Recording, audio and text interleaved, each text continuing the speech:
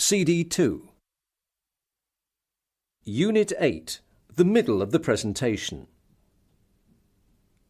Part 3, listing information. Page 78, Exercise 1. Example 1.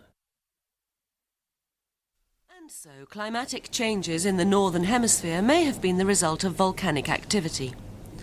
The 1991 eruption may have contributed to ozone damage, causing the unusually high world temperatures in 1992. Also, industrial contamination puts important quantities of noxious gases like CO2, SO2, CO and NO2 into the atmosphere through burning fossil fuels.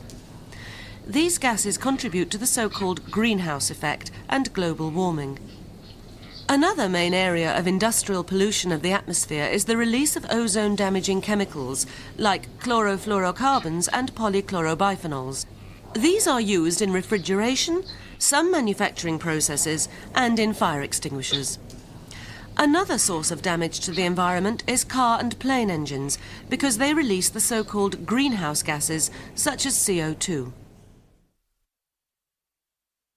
Example 2. Climatic changes in the Northern Hemisphere may have been the result of 3 types of effect on the environment. First, volcanic activity. Second, industrial pollution. And thirdly, transport. Let's look at these in more detail. First, volcanic eruptions. The 1991 eruption may have contributed to ozone damage, causing the unusually high world temperatures in 1992. The second key area is industrial contamination. Industry puts important quantities of noxious gases and chemicals into the atmosphere. There are 4 important gases released by burning fossil fuels. These are CO2, SO2, CO and NO2. They contribute to the so-called greenhouse effect and global warming. The second main area of industrial pollution of the atmosphere is the release of ozone-damaging chemicals like chlorofluorocarbons and polychlorobipheноls. These are used in refrigeration, some manufacturing processes, and in fire extinguishers. Finally, the third source of damage to the environment is transport. Car and plane engines are a problem because they release the so-called greenhouse gases such as CO2. Practice 1, page 79.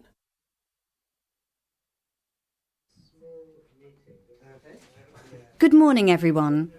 I'm going to give a brief summary of the transition from export marketing to global marketing. Basically, there are 3 phases in this transition. These are first export marketing, secondly international marketing, and third global marketing. Let's describe the first phase, which is export marketing. Export marketing has 4 main characteristics. First, with export marketing, there is home-based production and home-based management. Secondly, there is direct selling to the export markets. Next, it's common to use agents and distributors. Finally, it's possible that there are sales centres in overseas markets. Overall, the investment costs are low with export marketing because almost everything, especially production and management, is still centred on the home base. Now let's look at the second phase, international marketing. Here, I also identify 4 main characteristics. The first is that production has expanded to overseas markets. This is very important. Next, there is local management. This means you have local cost centres, individually responsible for making a profit. Finally, there is much more local employment of staff and management. Altogether, this means there is more investment, so investment with international marketing is high. Now we come to the third phase, which is global marketing. So, global marketing. Well, there are at least 5 main characteristics of the global marketing company. Most important is that the brand name or brand names are international, like Kodak or Coca-Cola. Secondly, the brand names and the business is established in all major world markets. This means, and this is the third point, that the business has a global identity. Next, the business has cost centres in all major markets.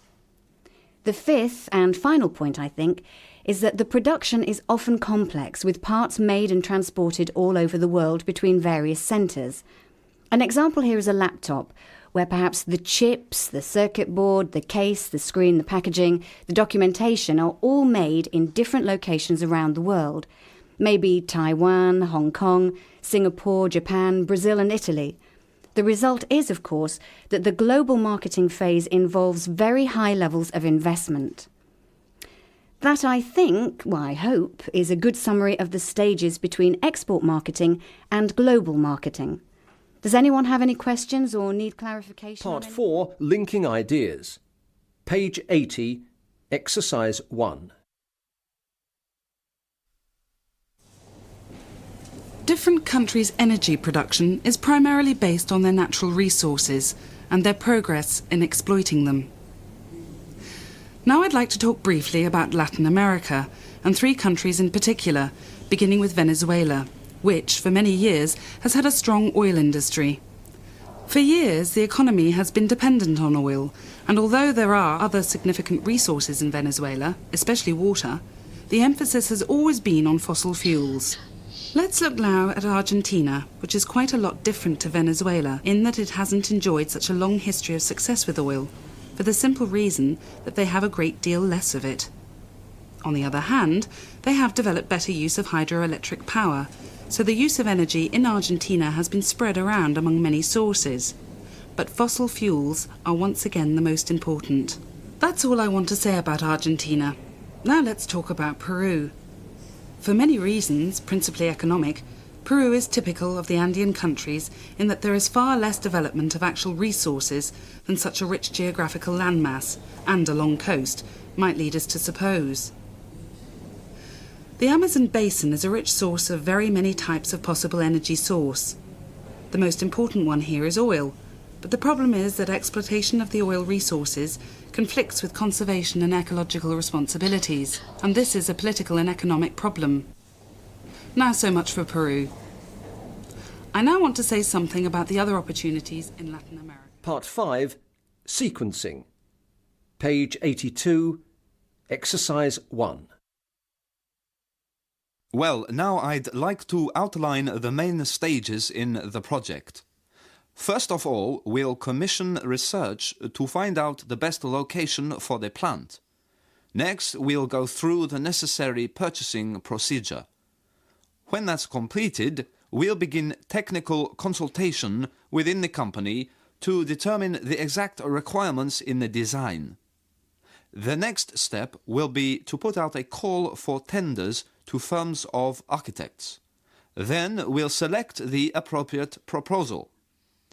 Having chosen a design, there'll be a period of intense consultation with the architects over the details. The next stage is to put out tenders for the construction of the plant.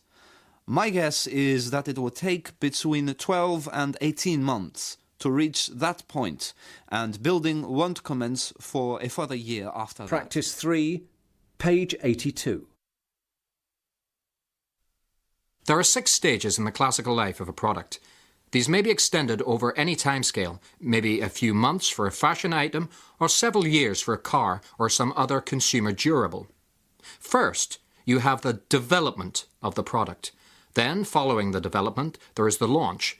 It is launched in the introduction stage. And then, the next step as the product gains acceptance and sells. This is the growth stage. And then, the 4th stage of maturity comes next. During this stage, sales peak, reaching the saturation point. Having reached the peak, then decline sets in. Eventually, the product is replaced. Unit 9, the end is near. This is the end. Part 2, Summarising and Concluding. Page 87. Exercise 3. So that brings me to almost the end of my talk. I'd like to end with a short restatement of the main point. The key issue, the key understanding, is that it is in valuing a company's assets, perhaps the key thing these days is the value of brand names. Most acquisitions are in effect attempts to take over brand names. Traditional valuation based on tangible assets is no longer sufficient. So, what are the lessons that we can learn from this? I think most importantly we have to build up the power of our brand names. We have to establish greater brand identity. This requires a radical approach to marketing, making our brand name the focus of all our efforts. This policy will best boost the company's assets. Thank you everyone for Practice listening. 1, page 88. That concludes the main part of my talk. Now I'd like to summarise the main points. In the past year, 3 incidents have shown communication problems. In the past 5 years, 35% of all incidents contain some degree of communication problem. And finally, we've seen that existing communication procedures are not considered satisfactory. Now, turning to my conclusion, I want to make 2 key recommendations. Number 1, training must place more emphasis on communication procedures. Number 2, there should be a programme of regular revision of these communication procedures. And that, ladies and gentlemen, completes my talk. Part 3, questions and discussions.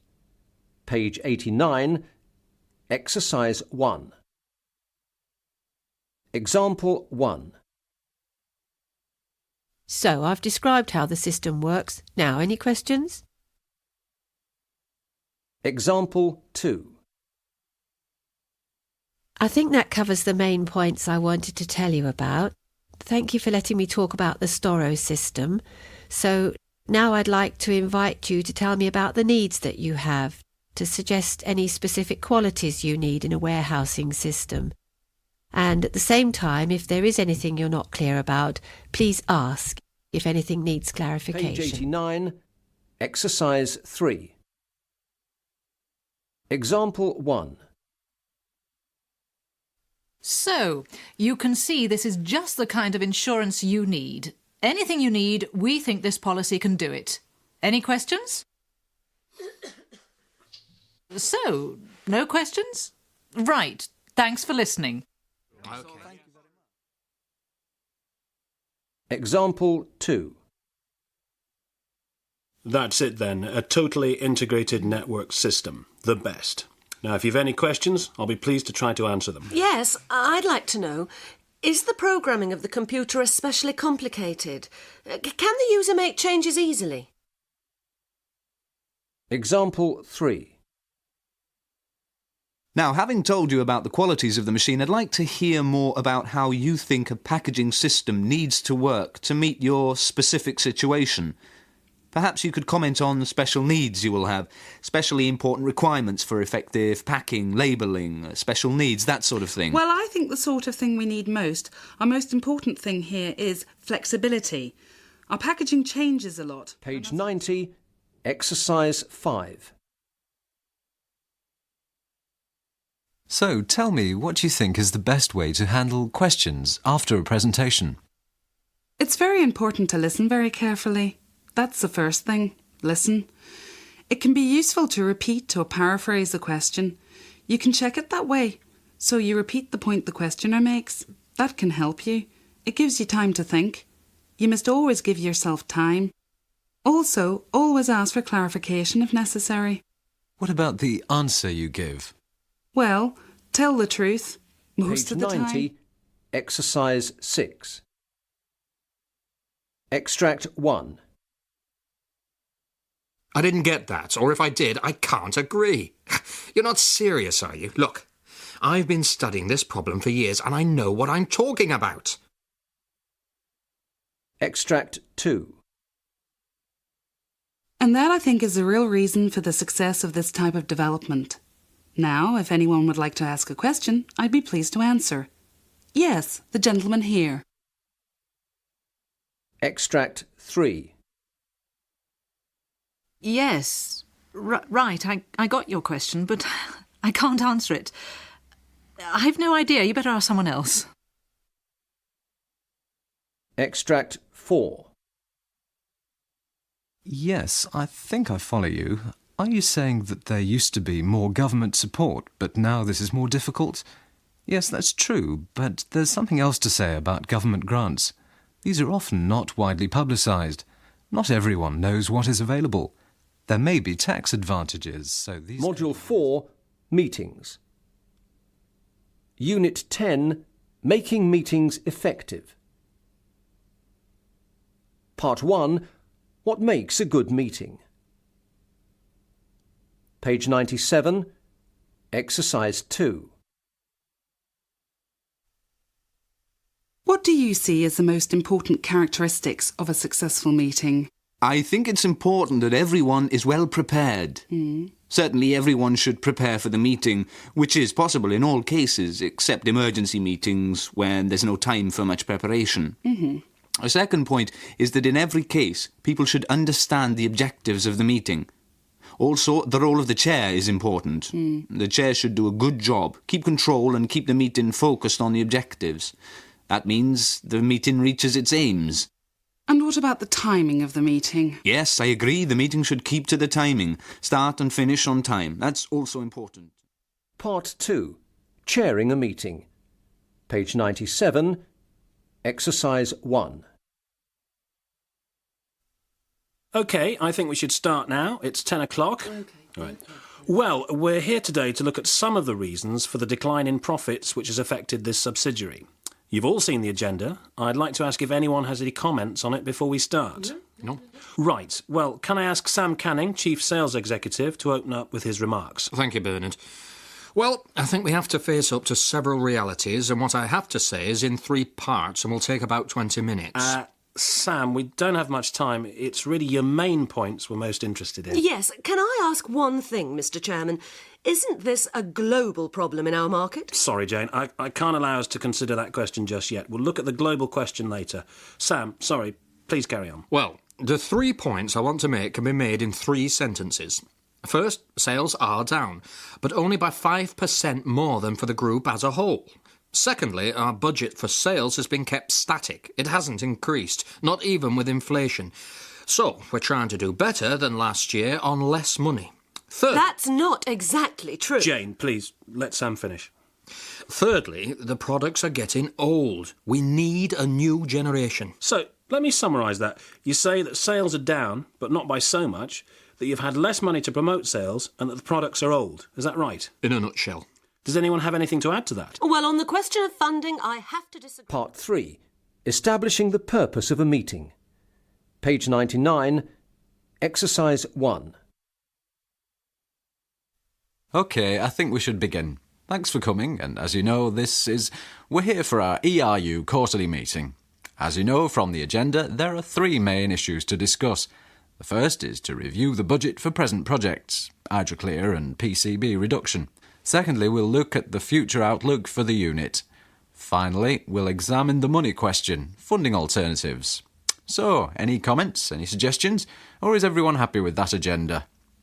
OK, then let's start with item 1 on the agenda. I think Professor Camden has prepared a statement on the Hydroclear budget. So I'll hand over to him. Thank you, Mr. Chairman. Well, with the Hydroclear project, I would like to summarise the crisis on funding. Each year, we have higher costs, and the money coming in to support the project is less. I have produced a report on the main choices and... Unit 11, sorry to interrupt, but... Part 2, Stating and Asking for Opinion. Page 105, Exercise 2. Well, first of all, I'll talk about the technical features of the 2 systems just in terms of their capabilities. No details, Alex, please. No, in fact, it couldn't be easier. They're practically identical. So?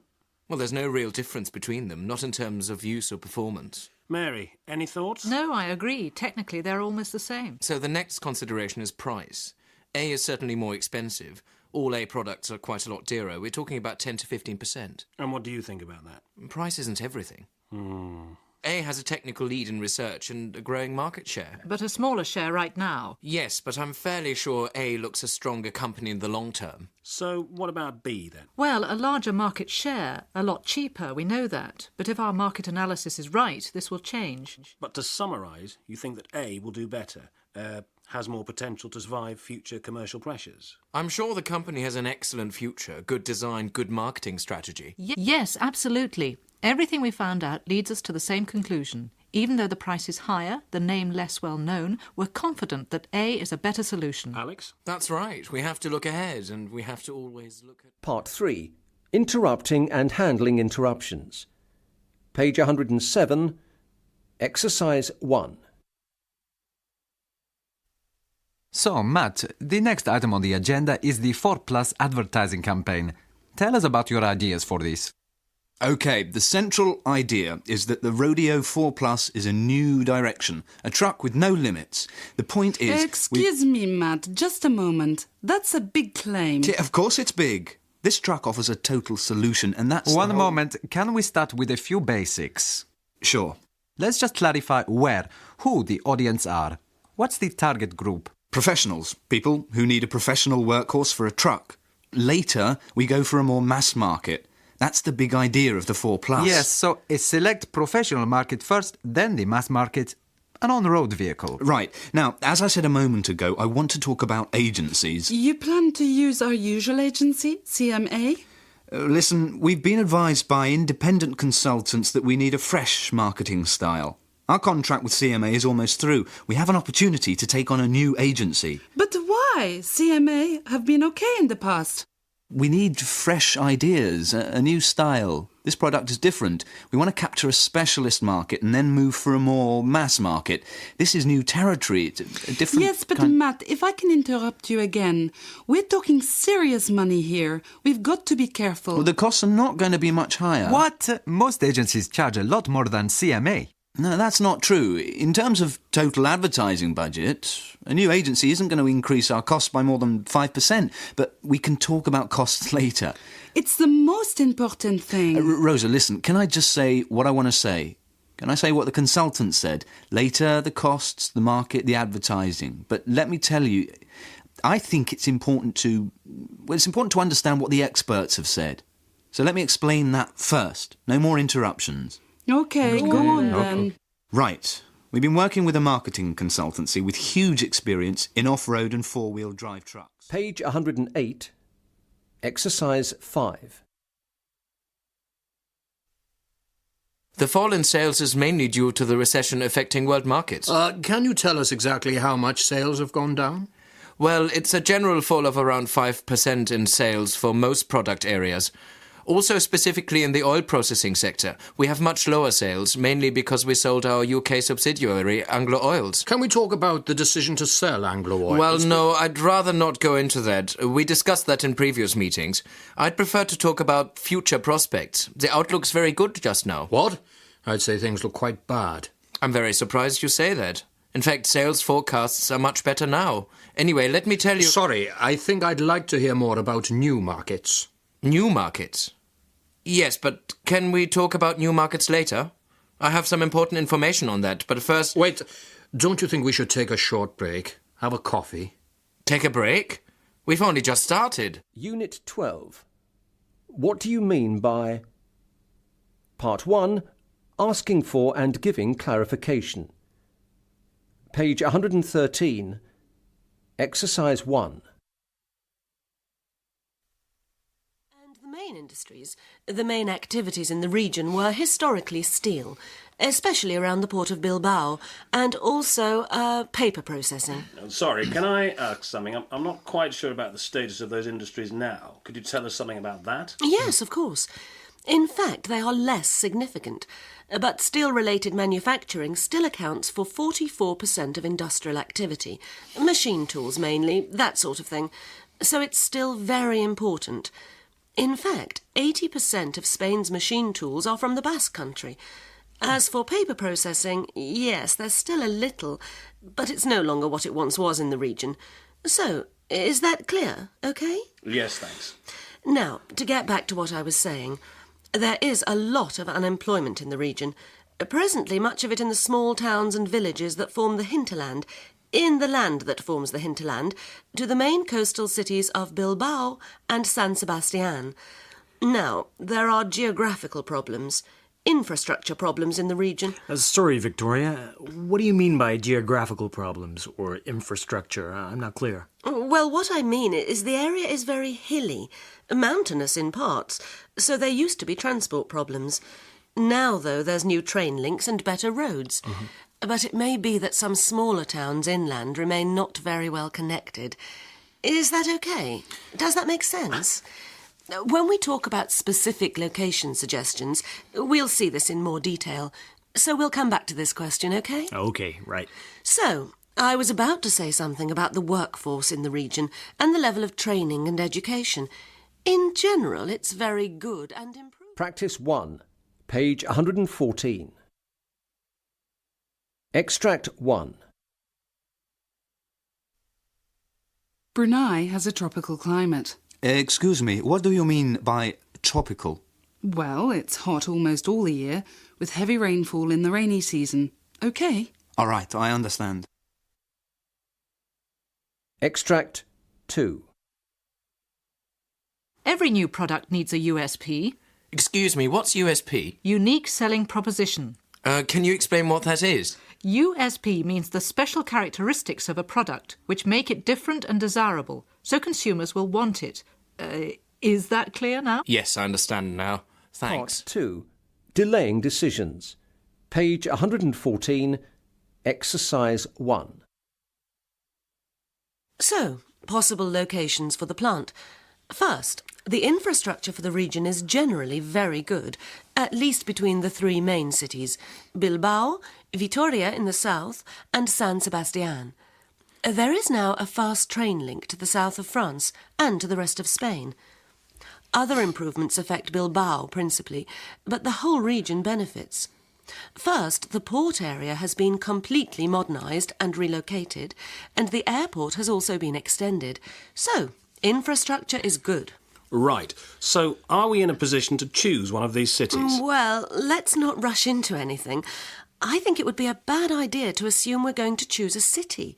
It might be better to think about one of the smaller towns. Smaller places, yes. So, should we get details on these possible places? Yes, we could do that. But we need, I think, first to check a few things. For example, tax benefits, grants and anything like that, for locating to a smaller place, not one of the main cities. Then we could make a better decision. Yes, I agree, but also, one moment. You've talked about the improved transport links, the trains, the airport, the port in Bilbao. What about the links to these, the smaller towns? If it's a mountainous or hilly region, it could take an hour or more for a truck to reach a main road. So I don't think we can decide at this stage. I think we need to look at the road and train links for smaller towns. Yes, you're right. Road and rail and the financial position. In fact, I have a bit on the transport question because last month... Practice 2, page 115. Can we reach a decision on this? Well, I think we need more information. Can you explain, say exactly what sort of detail you think we need? Well, I feel first of all we need to know more about the effects of a price increase. Perhaps we should commission some market research. Yes, I agree. That's right. We could ask Hamid to recommend someone. Well, I think before that we could look at our own experience of price rises. Then later we can perhaps ask a marketing consultancy. Does everyone agree with that proposal? Yeah. OK, let's move on to the next item on the agenda. Part 3, Ending the Meeting. Page 116, Exercise 2. So, I think that's about as far as we can go, isn't it, Vicky? Yes, I think so. Unless there are any more questions.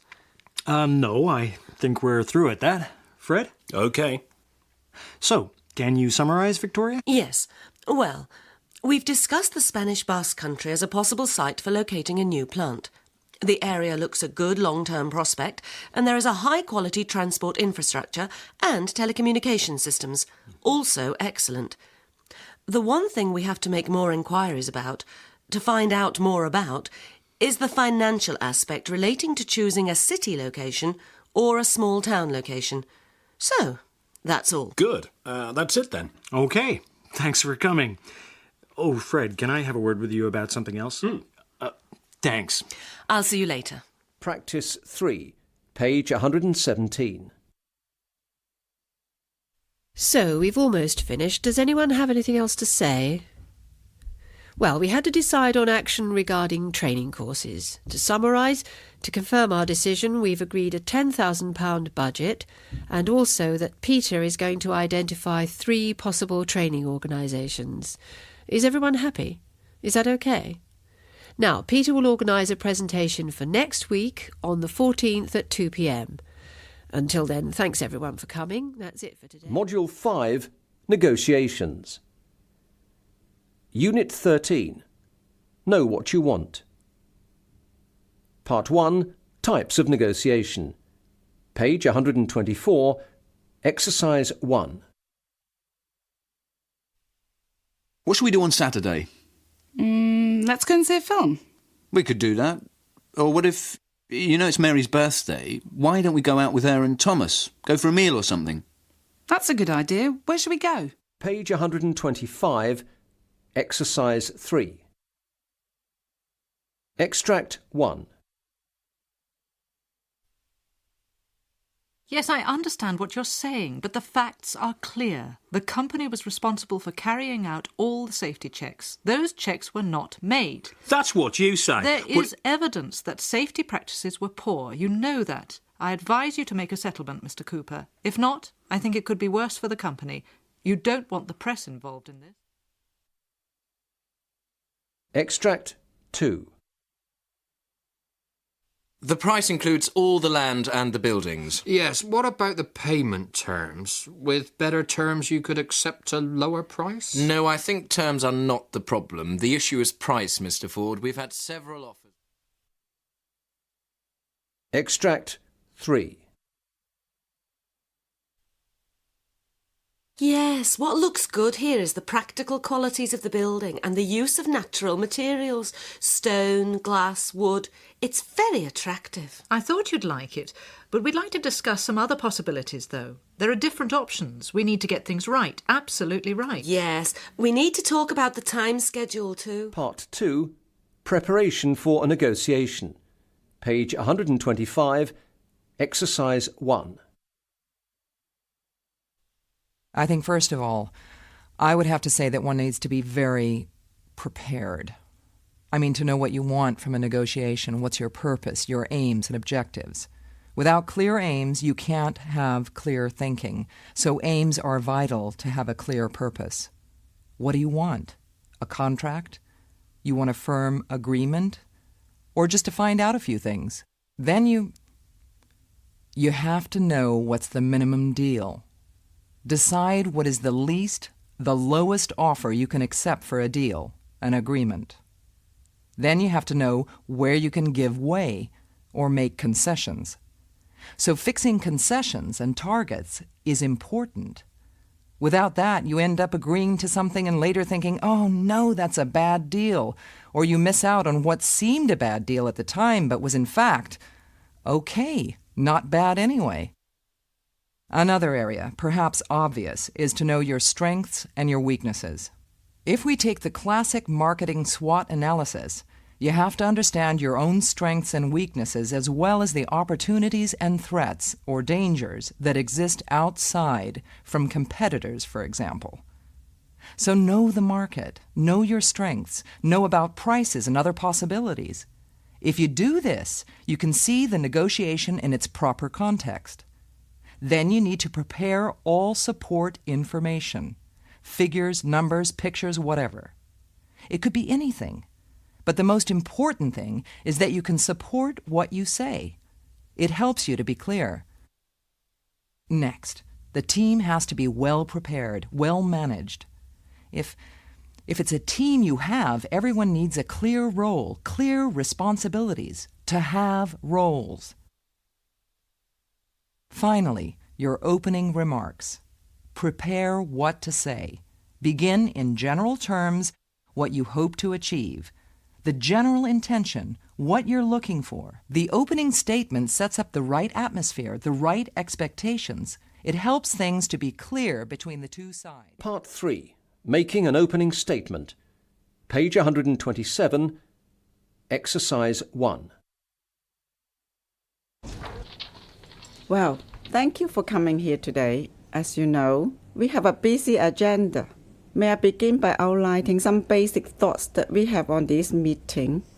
First of all, we see it very much as a first meeting, a preliminary negotiation, to identify areas in which we can perhaps work together on certain products, prototype products that we have developed.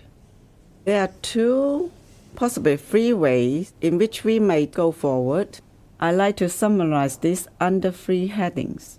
First, development projects. Second, license agreements. The third is the possibility of some kind of consultancy relationship. Is everyone happy if I say a few words about this to begin with? Yes. Okay. Yes. Right. Well, first of all, joint development projects. This is one. Unit 14. Getting what you can. Part 1. Bargaining and making concessions. Page 134. Exercise 3. One consideration is the question of compensation to CAS. Another is the reversal of all rights presently held by ARCO. Now, clearly the question of rights is very important to us. Yes, we understand that. But we have to think about the joint development aspects. The fuel injection system has been developed using ARCO technical expertise. In fact, we are happy that you have all the rights. We accept that the engine is basically your design. On the other hand, since we have contributed to the engine, we hope that the compensation we agree to pay. We want compensation to take our work into account. So, you're prepared to give up all rights? Basically, the whole product reverts to CAS? Yes, we can agree to that. So long as we can accept your compensation demands. So we need to link the question of rights to compensation. Well, as you know, we've been thinking about compensation based on 2 years' earnings from the product. Right. I think Eric has some comments on the 2 years proposal. Yes, we feel that 2 years is a little too long, especially if we revert all rights to CAS. The problem is that if we revert all rights, we have to keep the compensation within acceptable limits. 2 years is a lot. We believe this particularly because you will find a new partner, and this is important. The time spent this year has included useful advances, good progress in the design, so we need you to reduce your compensation demands a bit. Part 2. Accepting and confirming. Page 135. Exercise 1. So, we need to link the royalty to the compensation. Can we suggest a 5% royalty and a compensation based on 2 years? I think the royalty is too low. OK. I think we could give a little there. How about a 7.5% royalty, but keeping the 2-year compensation? Can I ask why this 2-year figure is so important? Well, we're obviously dependent on selling our projects. We're a small company. We need to see our products developed. In this case, we've seen a year's work come to a sudden end with no production in sight. Of course, we hope to find another partner. I think we will. But it'll take time. So in the meantime, we need income. That's why good compensation is important to us. We can agree to a royalty because once we're paying a royalty, we've got an income to support it. Yes, I see that. Well, if you can settle on a 10% royalty, we'll accept that. The 2 years compensation. OK. In principle, we can agree to 10%, linked to compensation based on 2 years' projected sales.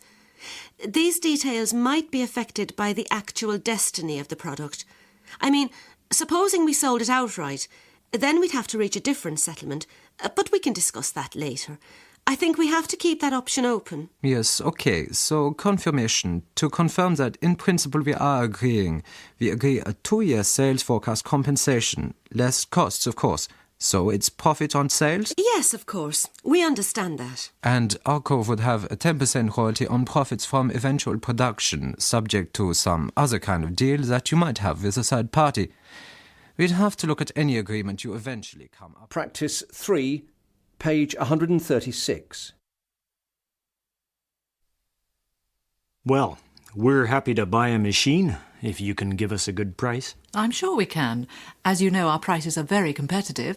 Even so, I am sure you can allow us a discount. OK, well, a discount could be possible if you agree to pay for the shipping cost. That sounds okay. if the discount is a good one. How about 4%? 6% would be better. I'm sorry, we can't manage that unless you pay for the installation. Okay, our engineers will take care of that. Okay then, so to confirm, a 6% discount, but you pay all the shipping and installation costs. That sounds all right. Part 3.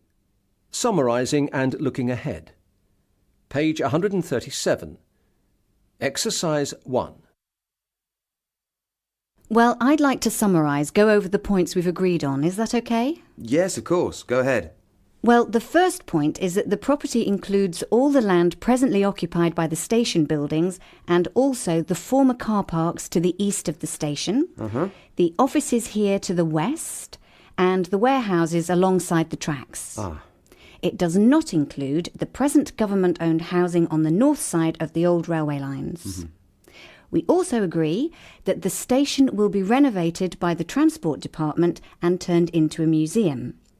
The government will be responsible for running the eventual museum and paying a rent of £100,000 per year to Gibson Trust. The remaining land will be developed by Gibson Trust and later sold off separately.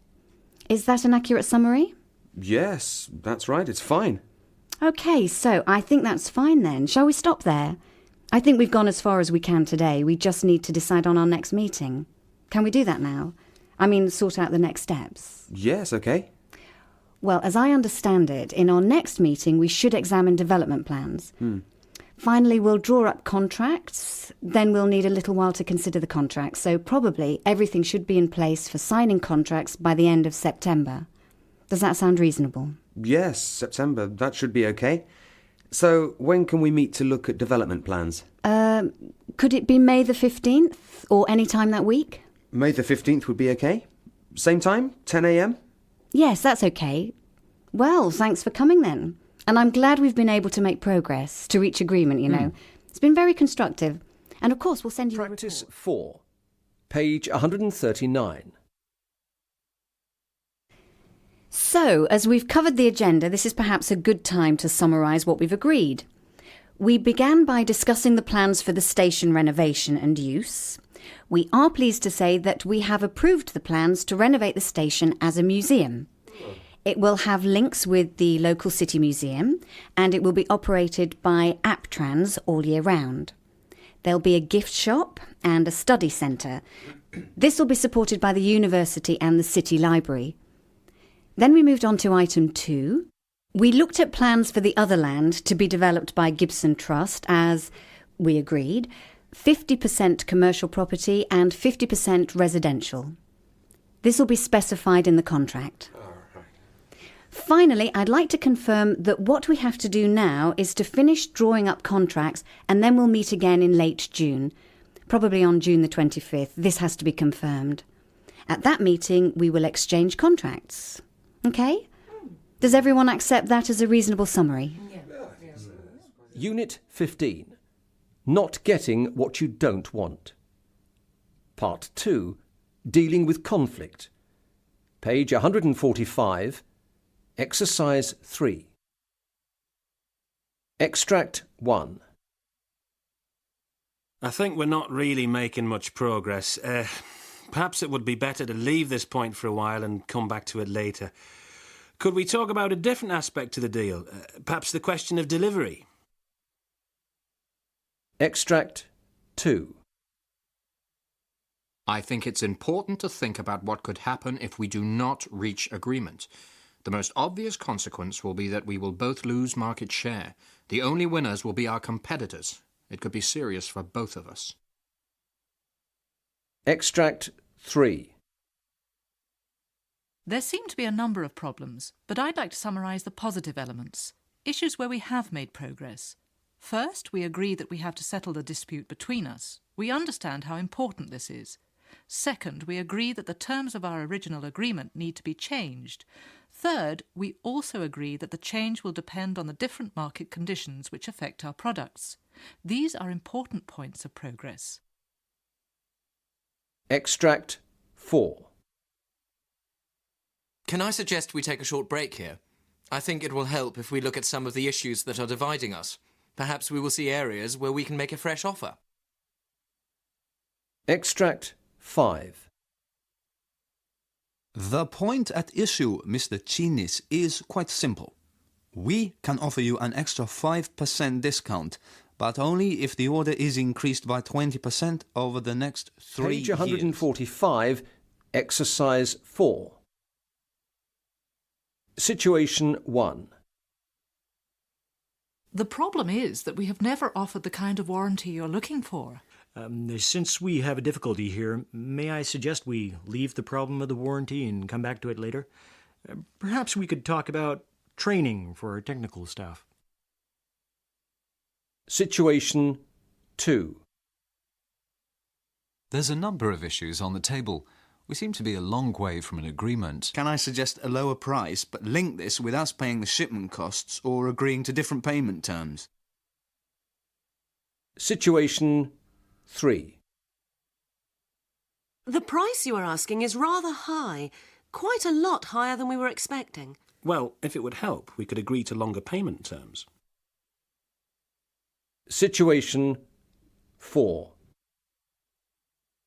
There are several problems. We think there is quite a lot of negotiation ahead before we can agree on a common strategy. The benefits of reaching agreement are considerable. We will have more global influence and better prospects Practice for the future. 1, page 146.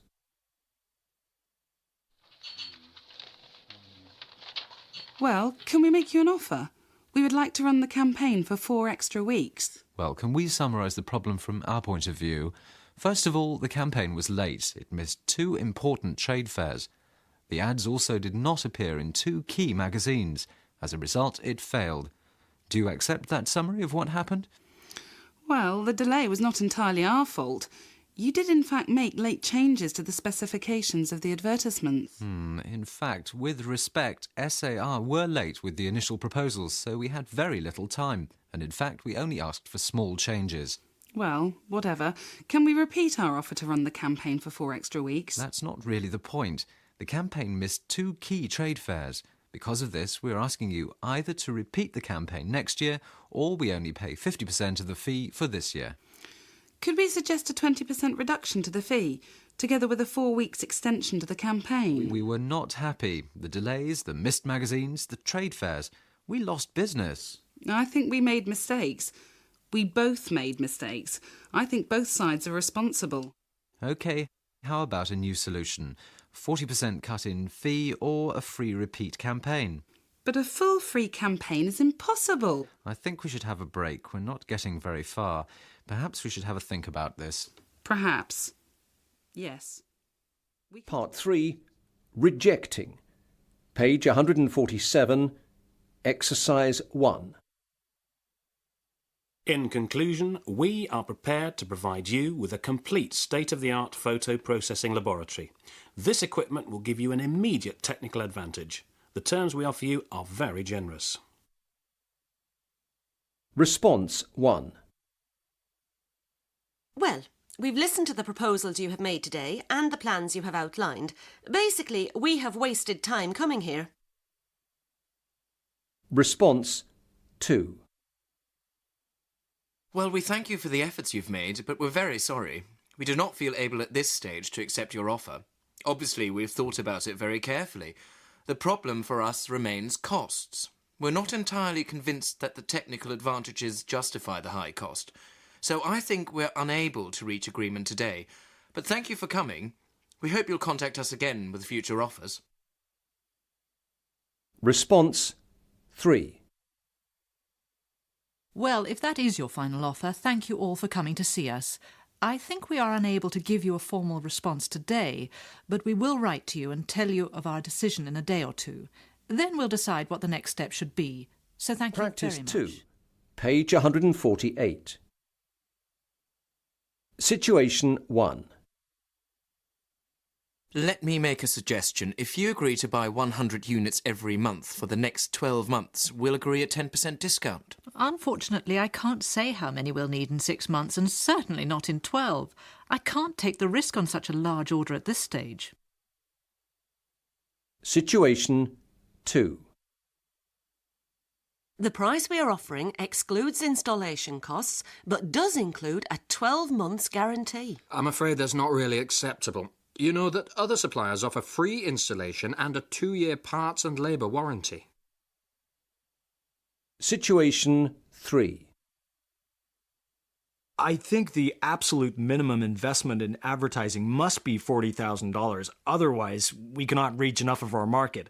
It's not much to ask for. It's a pity, but it's still more than our budget. I can't go that high. Situation 4.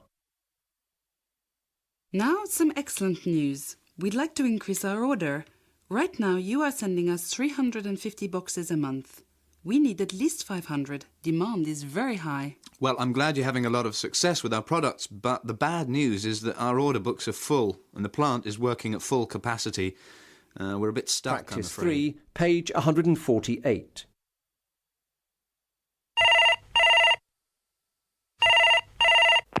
Guten Tag, Kroll Auto. Hello, this is Paul Bowen from Abacus in the UK. I'd like to order some exhaust pipes. 200, please. Part number DR5789032. No problem. When do you need them? Immediately. Also, could we have 10% discount? You know our prices are already discounted. Can you tell me what's the unit price? One moment, I'll tell you. It's 150 euros.